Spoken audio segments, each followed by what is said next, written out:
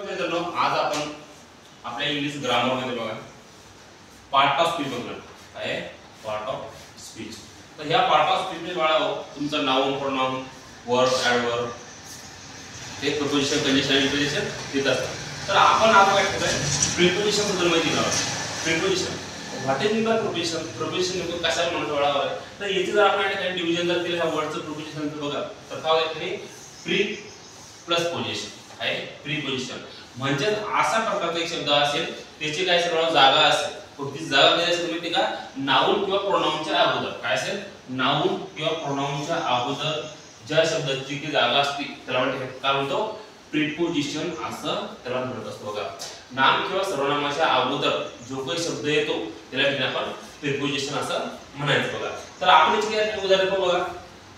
I live in Pune, the book is on the table, see look at Sam, she is famous for kindness.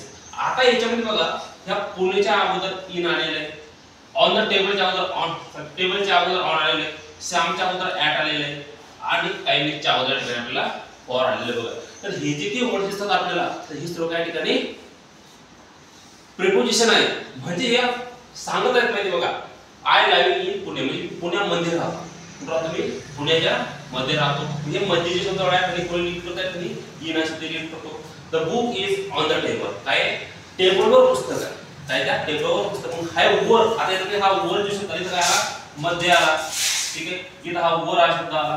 ठीक आहे, काय आहे preposition आहे. बघा, C is लुकेड at Shyam, ती श्यामकडे बघत आहे. मला कडे बघा, काय कडे आला तर हा काय प्रिपोजिशन आहे. He is famous for kindness, काय तर तो काइंडनेस साठी म्हणजे दयाळूपणासाठी तो फेमस आहे.